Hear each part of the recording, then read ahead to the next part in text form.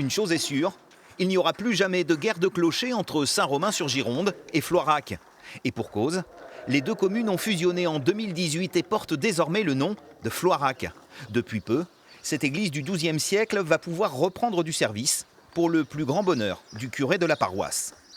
Pour nous, ça va être accueillir les familles de Saint-Romain, ça va être une messe qu'on va célébrer donc tous les 2 mois ici, ça va être la possibilité de célébrer les mariages et les baptêmes, voilà, ça c'est important, les obsèques aussi, c'est parti, mais là encore, c'est vraiment le signe même que la vie continue. Je vous remets la clé de cette église. Un grand merci à vous, voilà, et on aura plaisir à venir régulièrement. Mais avant de pouvoir réinvestir les lieux, le maire de Floirac a dû réclamer le retour de l'édifice religieux dans le giron de sa nouvelle commune. Et à un moment donné, cette chapelle a été affectée au doyenné de Haute-Saintonge, donc du côté de Mirambeau.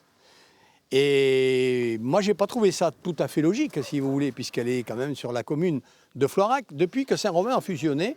L'édile a donc adressé un courrier au diocèse de La Rochelle, lequel vient finalement de lui attribuer la gestion de l'église. Et avec elle, c'est tout un pan de l'histoire de France qui refait surface. Cette église, elle a été, j'allais dire, initiée et construite par Charlemagne, au retour de ses guerres d'Espagne, honorée à la mémoire ces combattants qui sont décédés avec lui, qu'il a enterrés ici. Lieu d'histoire et lieu de culte, la reprise de l'office religieux est programmée pour le 14 mars prochain.